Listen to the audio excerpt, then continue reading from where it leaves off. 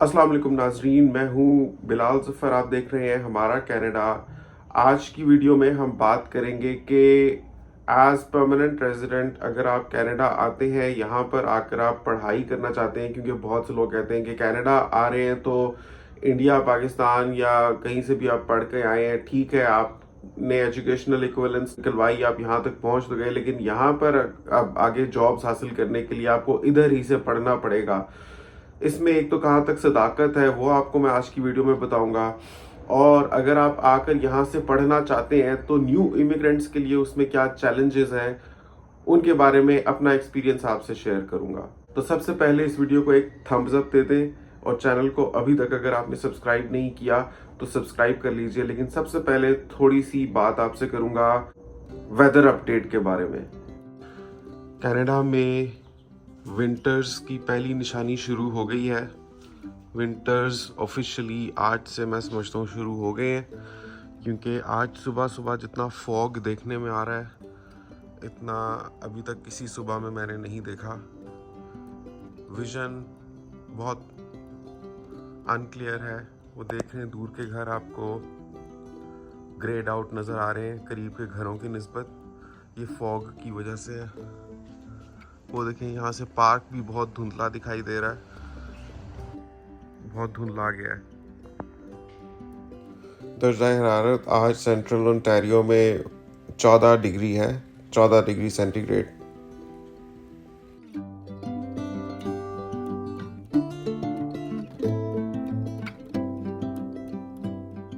मुझे चाहिए था मैं गर्मियों में ही जी टेस्ट दे देता, लेकिन उस वक्त तक इतना क्लियर नहीं था कि अभी मुझे जी टेस्ट देना है या नहीं देना। लेकिन अब माइंड बनाया है तो अब सर्दियाँ स्टार्ट हो गई हैं, अल्लाह खैर करे। 1 महीने बाद है मेरा टेस्ट भी, डेट भी जल्दी जल्दी नहीं मिलती उसकी। ये देखें,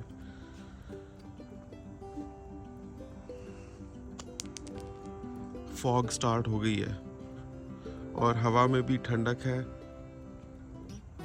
हल्का हल्का डर लग रहा है, आ रही हैं सर्दियाँ, फिर वही बर्फें। घास भी गीली है ओस से।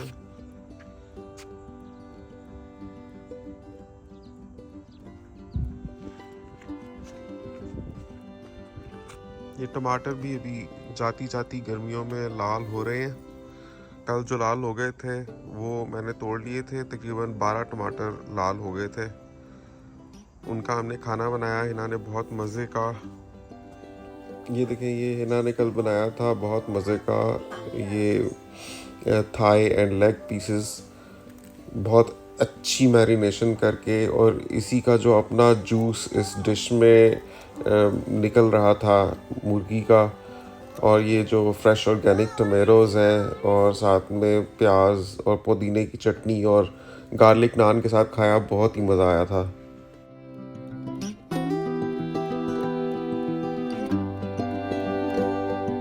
अभी सुबह 7 बजे का वक्त है। सूरज भी बादलों और ओस के पीछे छुपा हुआ है। जब वो पूरी तरह तलू हो जाएगा तो होपफुली फॉग सब साइड हो जाएगी।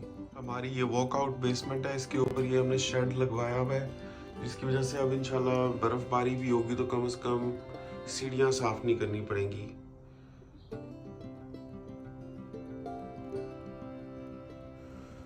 और ये फुटेज मैंने कल शाम को ली थी सनसेट के वक्त, तकरीबन रात के 8 बजे। और देखें कि कितना क्लियर था आसमान उस वक्त, लेकिन आज सुबह सुबह उठा तो धुंध कितनी ज़्यादा थी।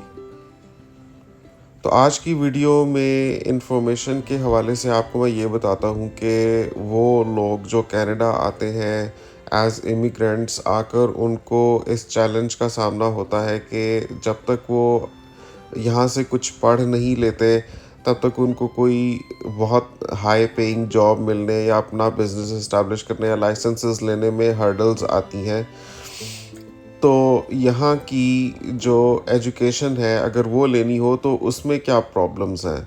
एज़ न्यू इमिग्रेंट अगर आप आते हैं यहाँ पर पीआर लेकर, पाकिस्तान, इंडिया या दुनिया भर से कहीं से भी, तो इधर आकर अपनी एजुकेशन दोबारा से शुरू करने में क्या मसाइल हैं वो मैं आपको एज़ न्यू इमिग्रेंट अपने पर्सपेक्टिव से बताता हूँ। क्योंकि मैं अपनी फैमिली के साथ साल 2023 के फरवरी में पाकिस्तान से कनाडा पीआर वीज़ा पर इमिग्रेट करके आया हूँ और अभी यहाँ पर एक जॉब कर रहा हूँ।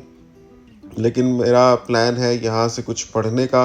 उसके लिए जो मैंने बैकग्राउंड रिसर्च की है तो मुझे उसमें क्या चैलेंजेस नज़र आ रहे हैं, आज की वीडियो में आपके साथ वो डिस्कस करूँगा मैं। तो सबसे पहले इस वीडियो को एक थम्स अप दे दें और चैनल को अभी तक अगर आपने सब्सक्राइब नहीं किया हुआ तो सब्सक्राइब कर लें। तो नाजरीन, जैसा कि आपने देखा कि सर्दियां आ रही हैं और अब हम बात करते हैं कि अगर आप कनाडा से आकर कुछ पढ़ना चाहते हैं एज अ न्यू इमिग्रेंट तो उसमें क्या चैलेंजेस है। एक तो ये है कि अगर आप पीआर लेकर कनाडा आते हैं तो किसी भी यूनिवर्सिटी या कॉलेज में एनरोल होते हैं तो जो फीस आपसे चार्ज की जाएगी वो लोकल सिटीजन्स जितनी चार्ज की जाती है, जिसमें कुछ रियायत होती है एज कंपेयर टू वो फीस जो इंटरनेशनल स्टूडेंट्स को चार्ज की जाती है। इसलिए एक तो पीआर लेने का ये फायदा है कि थोड़े सस्ते में आपको यहाँ से पढ़ाई करने मिल जाता है, लेकिन इतना काफ़ी नहीं है क्योंकि आपने जब पढ़ाई करनी है तो एज अ न्यू इमिग्रेंट आपके लिए चैलेंजेस क्या है। उसके लिए मैंने एक डिप्लोमा का कोर्स सर्च किया और उसकी जो एलिजिबिलिटी रिक्वायरमेंट्स हैं उनके हवाले से जो मुझे चैलेंजेस नज़र आ रहे हैं वो आपके साथ मैं शेयर करता हूँ। तो उसके लिए जो मैंने एक कोर्स सर्च किया जो एक रिकग्नाइज्ड कोर्स है, जिसको अगर मैं करूँगा तो उसके बाद मैं यहाँ का जो एक प्रोफेशनल एग्ज़ाम है टू बिकम रजिस्टर्ड कंसल्टेंट वो मैं दे सकता हूँ। तो उसमें एलिजिबिलिटी रिक्वायरमेंट्स में ये चीज़ें हैं कि वो 1 साल का डिप्लोमा का कोर्स है। अगर आप as a full time student उसको करते हैं, एज अ पार्ट टाइम करते हैं तो फिर वो आप 2 साल तक भी एक्सटेंड कर सकते हैं। उसमें इनटेक्स होते हैं एक सितंबर में और एक जनवरी में, 2 दफ़ा साल में इनटेक्स होते हैं।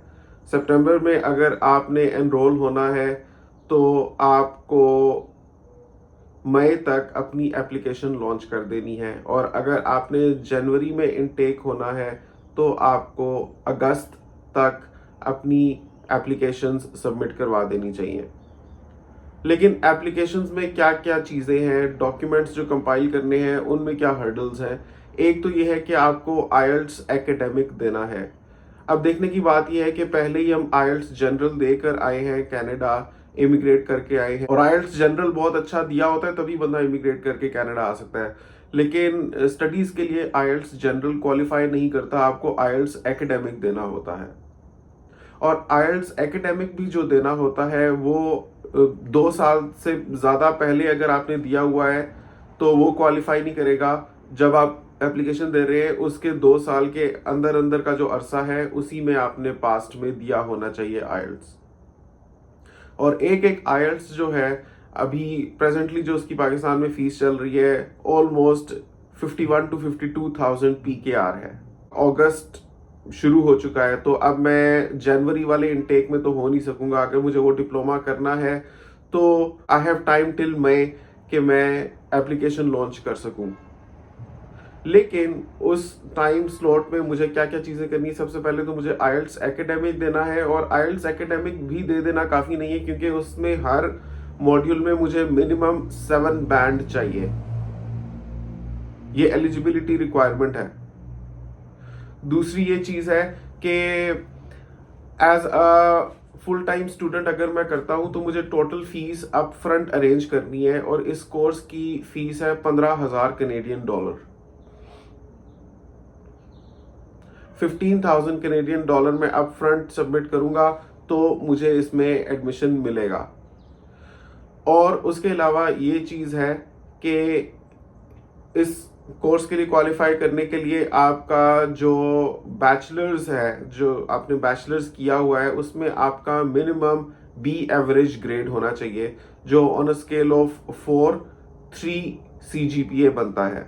लेकिन अगर आपका इतना नहीं भी है तो भी ये लिखा हुआ है कि हम इंडिविजुअल बेसिस पर कंसिडर कर सकते हैं, तो possibly we can give you a margin on. Next challenge इसमें ये है कि as a full time student अगर आप एनरोल होते हैं इसमें तो उसका मतलब है कि आपको इतनी स्टडीज करनी है, इतनी हैवी आपका स्केड्यूल है कि आप उसके साथ कोई काम नहीं कर सकते। मतलब एलिजिबिलिटी रिक्वायरमेंट्स में ये लिखा हुआ है कि आपको वो स्टडीज़ करने के लिए सबसे पहले आप अपना माइंड बना लें कि हफ्ते में कम से कम 48 आवर्स आप अपनी स्टडीज़ को देंगे और ज़्यादा से ज़्यादा आप 10 घंटे काम कर सकते हैं पैसा कमाने के लिए।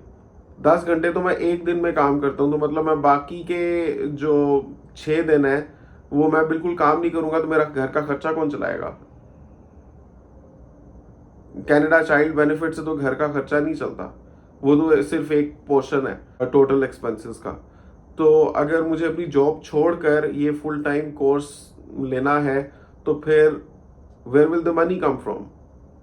जो पैसे हैं वो तो आपने अपफ्रंट सबमिट करवा दिए इसमें एनरोल होने के लिए, तो फैमिली का सिस्टम कैसे आप सस्टेन करेंगे? जो मंथली आपको हर मंथ हमें 1800 किराया देना होता है, ये कौन देगा? ये कहाँ से आएंगे पैसे अगर मैं कमाऊंगा नहीं तो? हिना का कमाना अभी आउट ऑफ क्वेश्चन है, क्योंकि जीनिया इतनी उसके ऊपर डिपेंडेंट है कि हिना अभी काम नहीं कर सकती। और अगर मैं फुल टाइम स्टडीज़ करूंगा, हिना फुल टाइम काम करेगी, तो बच्चों पर तवज्जो देना बहुत बड़ा चैलेंज बन जाएगा, जिसकी वजह से हमारा फैमिली का पूरा सिस्टम डिस्टर्ब हो जाएगा। साथ में ये भी लिखा हुआ है कि applicants may be required to produce 5 years of relevant experience. Relevant experience मतलब आपने अगर कहीं पर लॉ प्रैक्टिस किया हो। अब एक्सपीरियंस मेरा इंजीनियरिंग में है, अब ये भी देखना है कि whether that can be counted as a relevant experience और नॉट। और फिर इतने सब के बाद मतलब 1 साल अगर मैं फुल टाइम किसी ना किसी तरीके से एनरोल हो भी जाता हूँ, मैं पढ़ भी लेता हूँ, इसको वक्त दे भी देता हूँ बगैर जॉब किए, उसके बाद भी ये जो कोर्स है ये क्वालिफाई नहीं करवाएगा to practice as a registered consultant. उसके लिए first I have to write the professional exam. ये कोर्स करने के बाद एक डिप्लोमा मिलेगा which is one of the eligibility requirements, वो टेस्ट राइट करने के लिए। लेकिन इवेंचुअली रजिस्टर्ड कंसल्टेंट बनता वो टेस्ट राइट करके ही बनता है। तो ये सारी हर्डल्स हैं जिनका सामना करना होता है न्यू इमिग्रेंट्स को जब वो आकर कनाडा में कुछ नए सिरे से पढ़ना चाहते हैं। और ये जो मैंने आपको बताया ये शॉर्टेस्ट रूट है, मतलब डिप्लोमा की मैं बात कर रहा हूँ। अब आकर अगर आप बैचलर्स करते हैं तो वो तो और सालों पर चली जाती है बात, फिर अगर आप मास्टर्स करते हैं तो वो भी कम से कम 1 साल का होता है। तो मैं समझता हूँ कि ये सारी चीज़ें बहुत हद तक पॉसिबल होती हैं जब आप एज अ सिंगल पर्सन यहाँ पर आते हैं। शादी से पहले अगर आप किसी तरीके से इमिग्रेट करके कनाडा आ जाते हैं तो आपके लिए अपनी पढ़ाई को अपग्रेड करना रिलेटिवली ईजियर होता है, बिकॉज आप एक बेड स्पेस में भी रह सकते हैं, आप शेयर्ड रूम में रह सकते हैं और आपको सिर्फ अपने आप को देखना होता है और आपके ऊपर फैमिली की रिस्पॉन्सिबिलिटी नहीं होती। लेकिन आप एज अ फैमिली मेम्बर जब आप शादी करके कनाडा आते हैं तो उसके बाद अपनी पढ़ाई को यहाँ पर अपग्रेड करना requires a very sound and robust financial backup, जिसके बाद आप ये चीज़ कर सकें। वरना आप इस खिचल में मत पड़े, सिर्फ यहाँ पर आकर अपने प्रोफेशनल लाइसेंसेस लें। जैसे मैं बीइंग इंजीनियर यहाँ पर मैं पीएच का लाइसेंस ले सकता हूँ, मैं यहाँ पर पीएमपी कर सकता हूँ, तो वो चीज़ें रिलेटिवली शॉर्टर हैं और वो क्विकली हो भी जाएंगी। तो मुझे लगता है कि that is the way forward to go for a married person या वो लोग जो मिडिल एज में कनाडा आते हैं। आई होप कि इस वीडियो से आपकी बहुत सी चीज़ें क्लियर हुई होंगी, क्योंकि अगर आप ये सोच रहे थे कि कनाडा आकर आप पढ़ाई करेंगे और अपनी स्किल्स को अपग्रेड करेंगे तो आपको पता चल गया होगा कि इसमें आपके लिए क्या चैलेंजेस हो सकते हैं। मजीद ऐसी ही ज़बरदस्त और इन्फॉर्मेटिव वीडियोस के लिए चैनल को सब्सक्राइब कर लीजिए और आपसे मिलूंगा अगली वीडियो में। मेरी डे टू डे लाइफ से अपडेट रहने के लिए हमारा कनाडा को सब्सक्राइब करें। अल्लाह हाफिज़।